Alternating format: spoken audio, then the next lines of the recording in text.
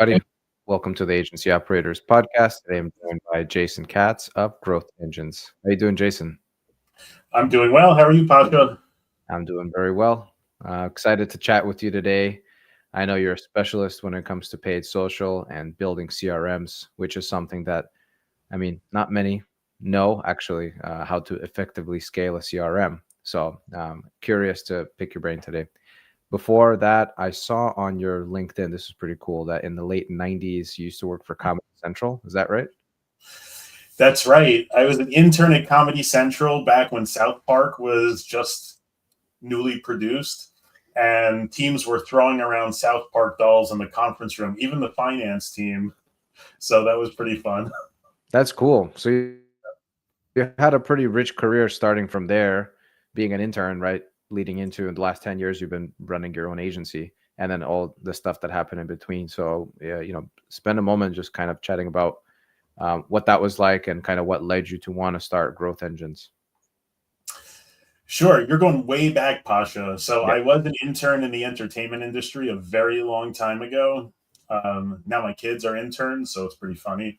But after that, I was a consultant crunching a lot of numbers deep in analytics. And after that, I said, I want to create things. I don't just want to analyze. I don't just want to look backward. I want to look forward. I want to create things. So I went to American Express where I did a lot of work on direct response marketing back before it was called growth marketing, growth hacking, customer acquisition, before it became all exciting. Also built capabilities, worked with the engineering teams. After Amex, I worked in freelancing. And after I went out on my own and was getting some traction, that's when I started my agency, and it was pretty exciting. It was like a big fork in the road when I started my agency. I was doing interviews with companies like Meta and Cloudflare, and I was thinking, do I want to go do all this work for, as an FTE again, or do I want to lean in? And I decided to lean in, and it's been great. My family, a long time ago, my grandparents were entrepreneurs.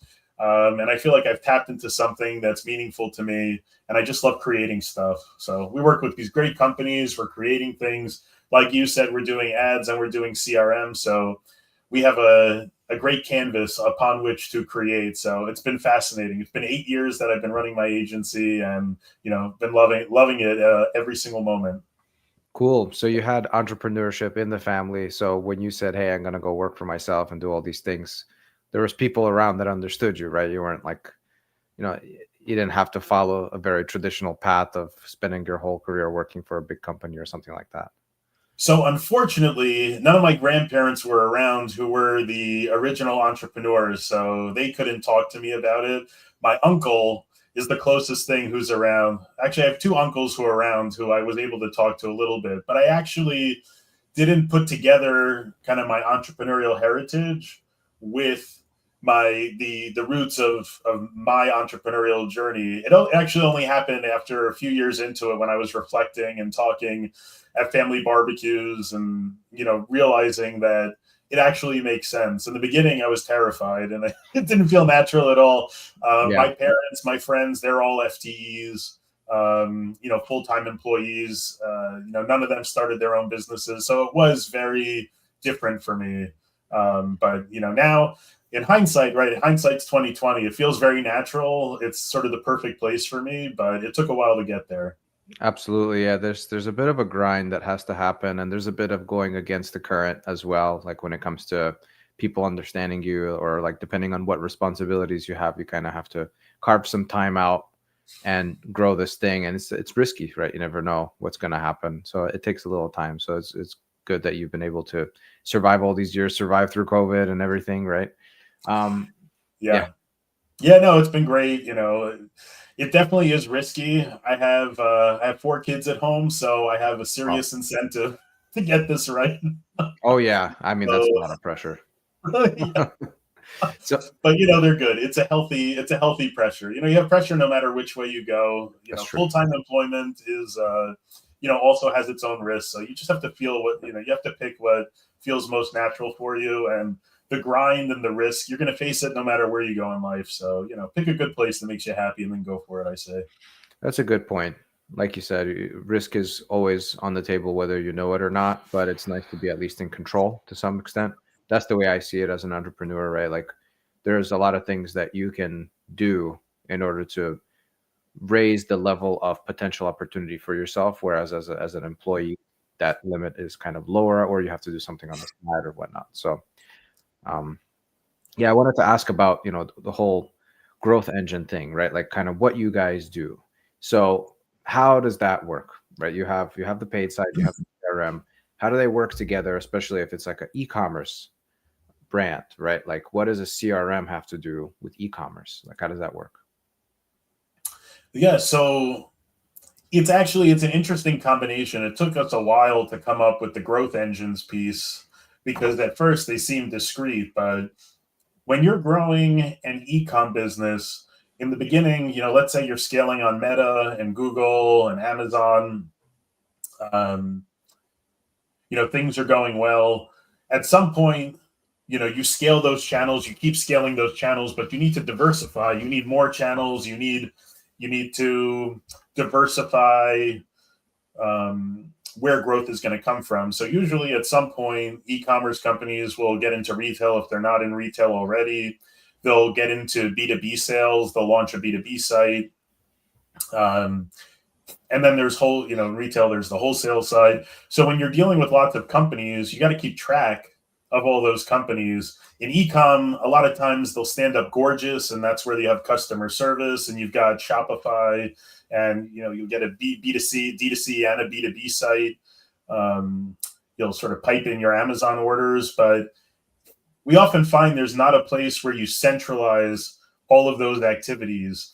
On the B2B side with tech companies, everyone has a CRM, usually Salesforce and HubSpot.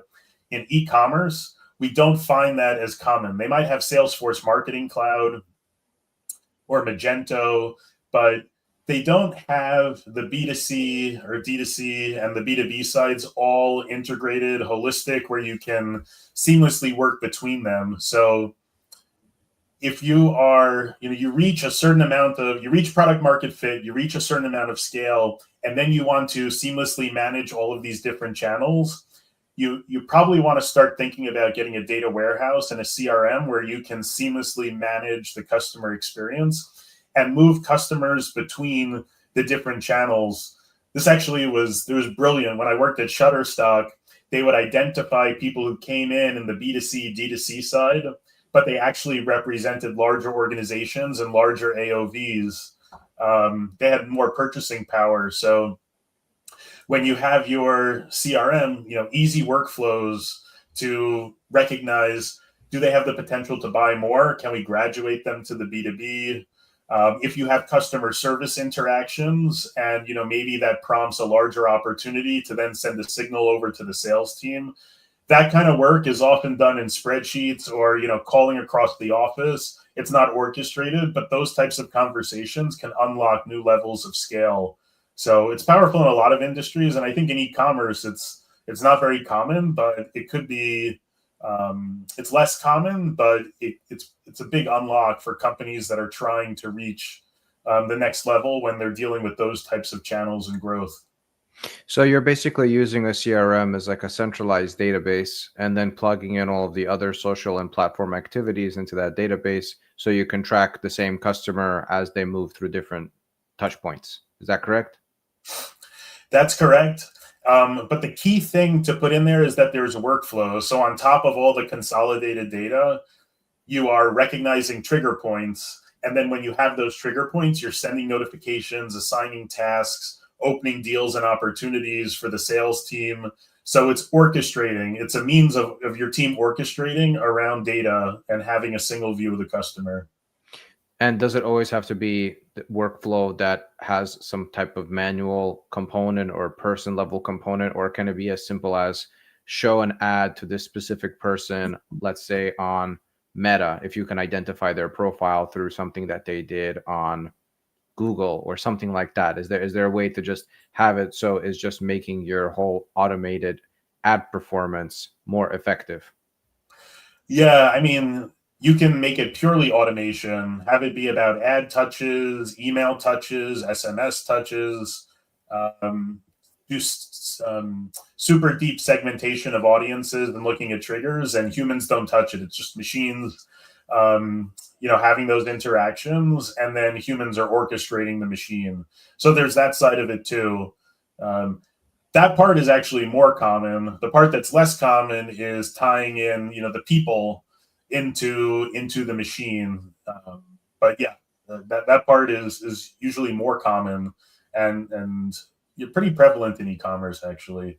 Though the data warehouses and the clean orchestration and consolidation of all the data, that usually happens much later on. Whether let's say private equity is bringing in modernization of resources because it wasn't there before, or you have a cash infusion from the VC, or you're just growing really quickly. You just have tremendous traction. Cool. How has AI affected your industry or what you do?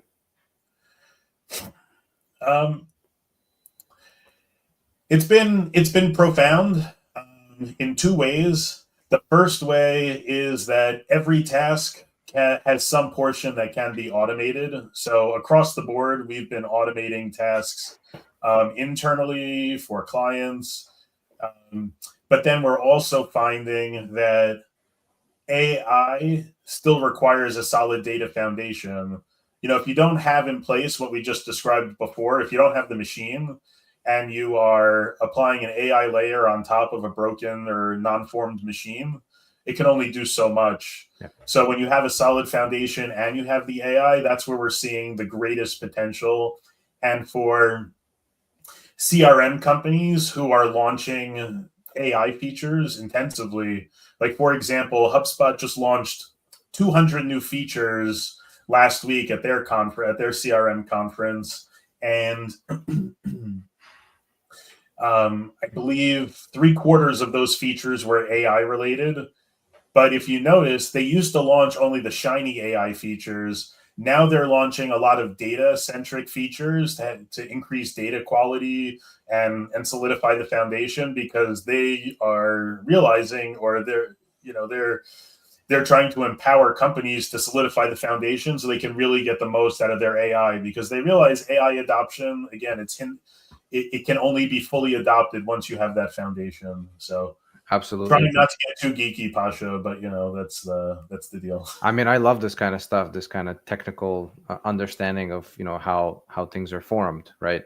And I think it's so critical, the whole data piece, because if you have that right, that, like you said, it's the foundation to do all the other things, and that's actually where all that shiny AI stuff, as you mentioned, it comes into play. And also, it just seems like right now we're not hitting a wall, but we're starting to see some type of slowdown in terms of how AI is progressing, simply because we already have access to so much data. We've already built a foundation in what AI can do. So now getting in there and just cleaning up certain things and making data processing more effective seems like the natural next step. So if somebody wanted to get involved with maybe like experimenting with some of these systems, what Sure. would you recommend, like kind of the entry level point is for building a CRM and having this type of foundation established for maybe a smaller e-commerce brand? Well, let's see. I feel like we might, before I answer that question, we might want to rewind and give a little more context, Pasha. There's kind of the why the growth engines are important, a little bit more on advertising, a little bit more on CRM. If we do that, I think it might give more, lay the groundwork to answer that question better. Yeah. About where to get started, if that works. Let's do it. Okay. So growth engines. So you don't want to just build growth engines for the hell of it. Before any of that, you have to have you need to have a product that has some sort of traction to warrant the investment. So don't do anything fancy until you have those proof points, right? We're all entrepreneurs, and if you build too early before you have that traction, it's not going to be an ideal return on investment.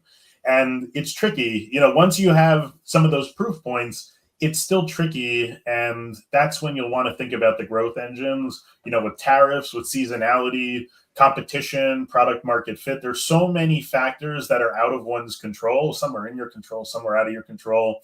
And then with AI and LLM reshaping the buying journeys, what's in your control, you're going to want to work on, and it can lead to some great results.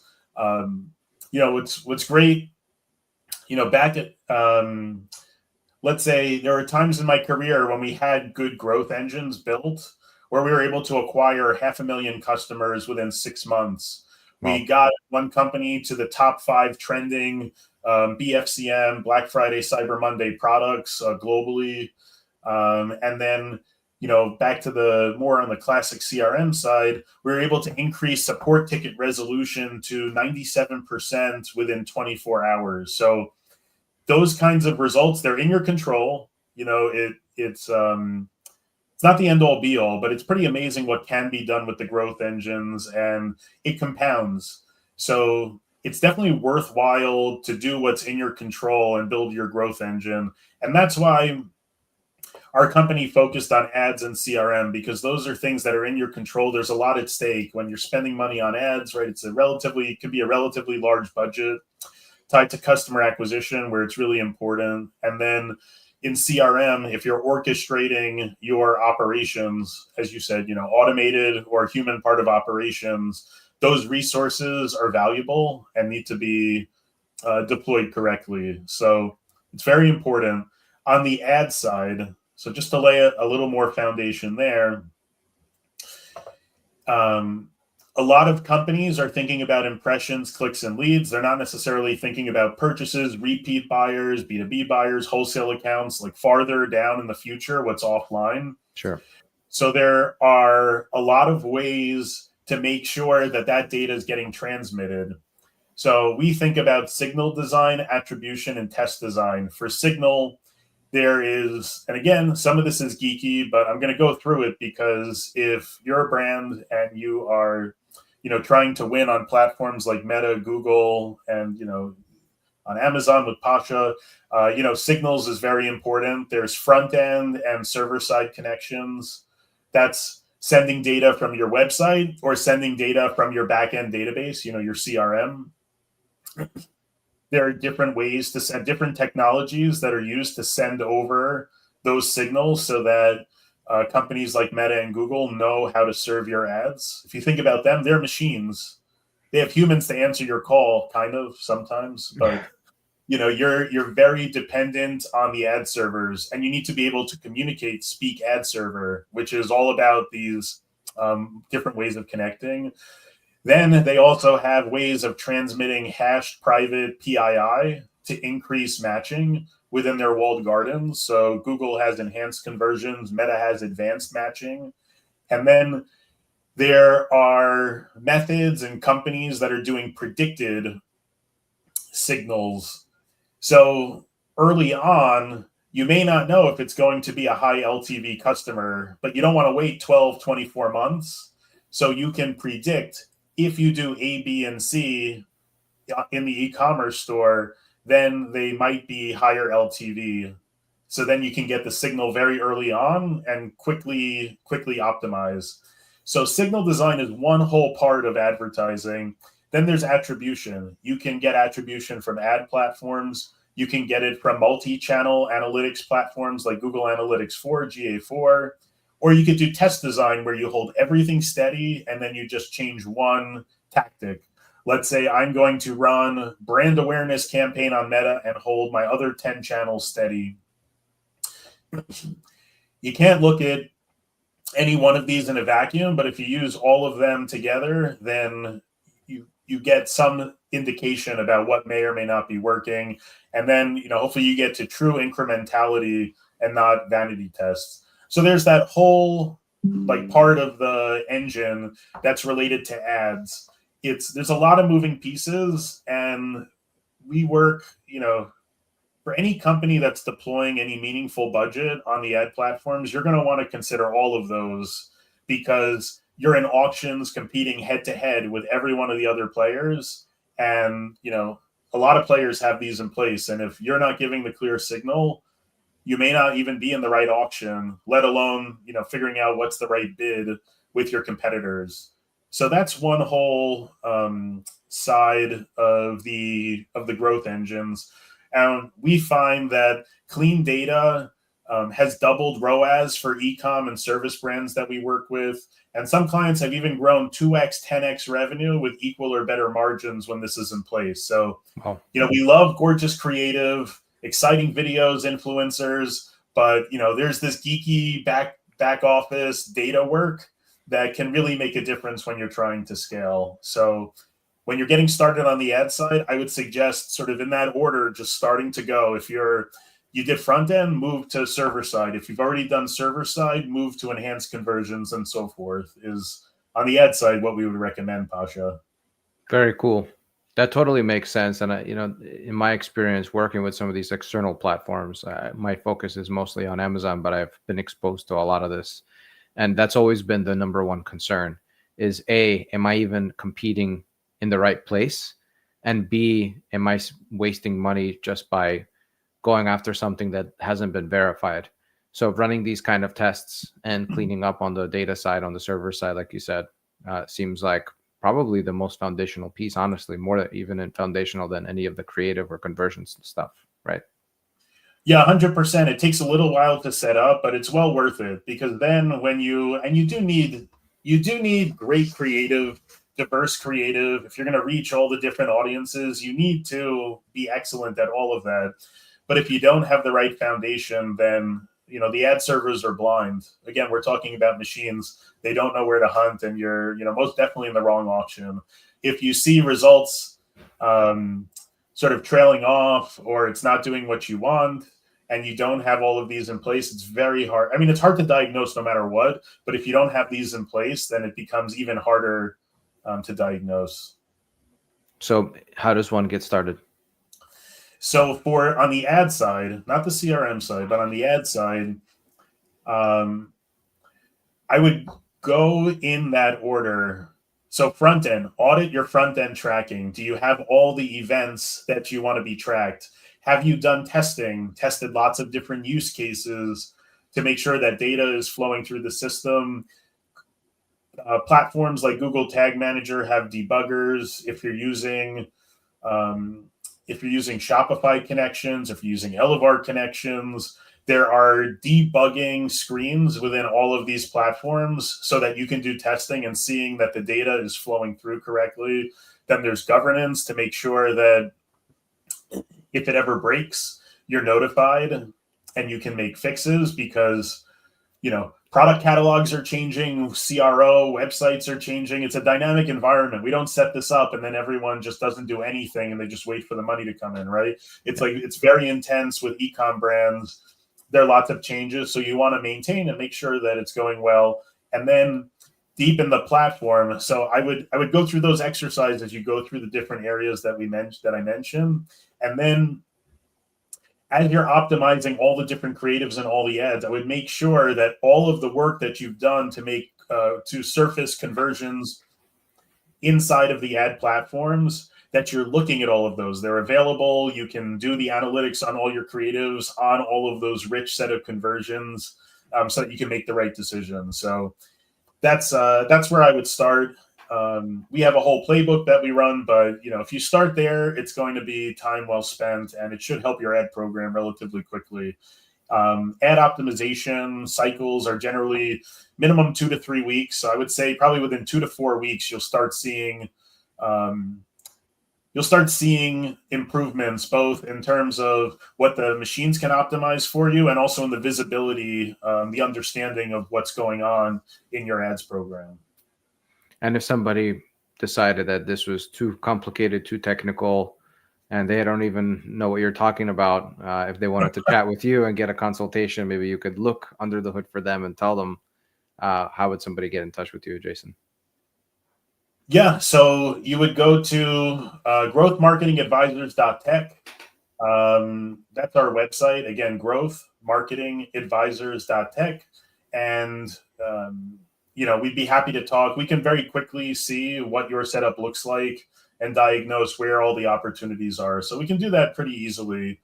So yeah, That's on the ad side of the business. I'm happy to talk you through the CRM side if you want to hear that side as well, Pasha. Let's do it. I'd love to hear.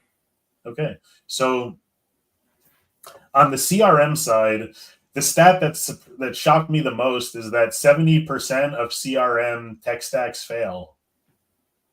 So if you think about how many customers globally have systems like Salesforce and HubSpot, it's enormous. That means there's a lot of failure. There are not a lot of people talking about failure because in the news, everyone likes to talk about unicorns. Those are exciting. The OpenAI and how wealthy their founders are is more exciting to talk about than failure. But if we're real, it's not easy to stand up CRM. And the reason why they fail, and we alluded to it before, but I'll just reiterate a little bit. Spreadsheets plus duct tape, endless manual work to have these things go together. You were talking about automatically doing targeted advertising to segments. There are companies who are uploading lists every week so that it works. If you want to upsell buyers from D2C to B2B, then they're also running that every week. You have armies of people running operations every week, and it can all be automated. You also have fragmented systems. You've got Shopify, you've got Gorgeous, you have Google Tag Manager, you have, I don't know, just keep going down the list. You have all these different systems housing data, but it's not one place. There's no person in the company who could just look in one place and then see, oh, this is exactly what's going on, unless they've built a really good data warehouse. And then there's misalignment where the tech isn't designed for how the business runs.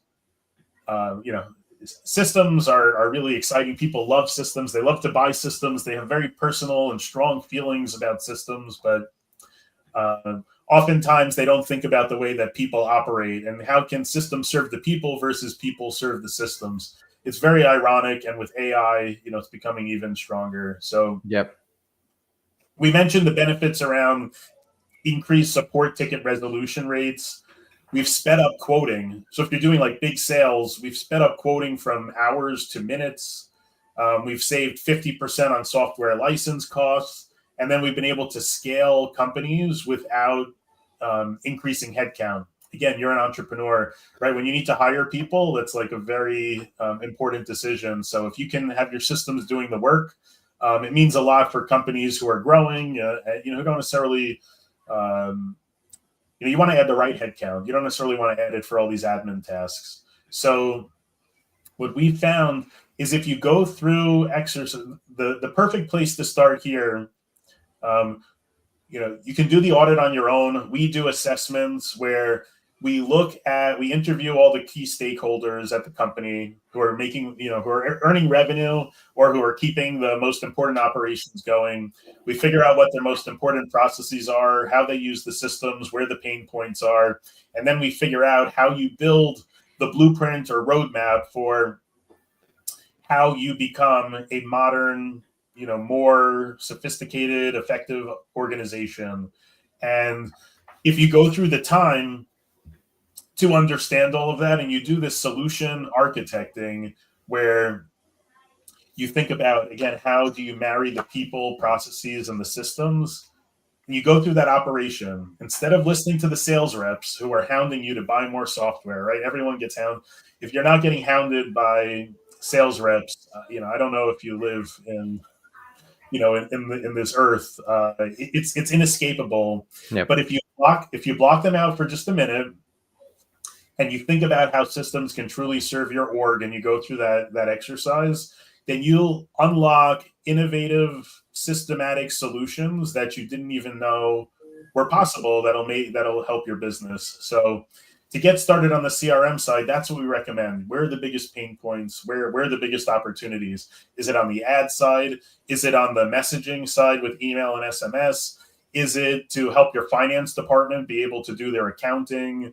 Is it the support reps, help them auto serve people who are calling in? Or is it just getting amazing reports on product usage and like where the next product extension should be? there are so many different places where systems can help, but going through that exercise to truly figure out what you need and where you are will be very helpful. Just block out the sales reps for just a minute, figure out where you want to go, build a good roadmap, and then everything will fit into there naturally. And it's one of our favorite exercises to go through that assessment with companies, because like 99% of the time, the outcome from the assessment is welcomed, but there are always interesting surprises that people don't take a moment to reflect, because there's so much intensity of the grind of running the business, Right. or the conversations that you have, just to take a step back and think about what you need. It brings clarity, and people get really excited when they get those blueprints or roadmaps. So Yeah, I mean that's amazing, right? Like you have a company that has all these processes and people, and everybody's doing different things, and having a system that you could rely on that's built for a sustainability, right, long term, that basically takes into account all the things that you're doing and all the things that are important to you, right, and just kind of systemically integrates it with the rest of the business. I mean, I think that's sounds pretty critical, and I agree. CRMs are very tough. I've been trying so many different things, and I most of the time just end up with an Excel sheet or with one of these things like Asana or one of these kind of project management tools, and just you basically create a CRM out of that, just whatever's already integrated. So most of the time we're looking for these kind of makeshift, like you said, duct tape solutions, but it would be nice to have it done kind of with more methodical and kind of intentional perspective. So yeah, Jason, I want to thank you for all these golden nuggets that you shared here today. Everybody check out Jason Katz from Growth Engines. Reach out on the website or email that he mentioned, and also I'm sure you're available on LinkedIn. I found you there. So yeah, any last words before we close the stream for today? just thanks, Pasha. I appreciate being on here. I guess I'll close with, we started as Growth Marketing Advisors. We rebranded as Growth Engines by Growth Marketing Advisors, or GMA, because we realized that every company should have a growth engine. We spoke about two different components of a growth engine, but to maneuver in today's dynamic environment, we firmly believe that's the case, and we're on a mission to make sure that that will be the case. And if anyone again wants to talk about what might be the best growth engine, again, go to growthmarketingadvisors.tech, or like Pasha said, you could find me on LinkedIn, and happy to talk about your situation. But build your engine, whether it's with us or on your own, or with anyone else. Make sure you're investing in your engines for future growth is what I'll close with. Very cool. Thanks, Jason. Thanks everyone for watching. See you in the next one. Take care.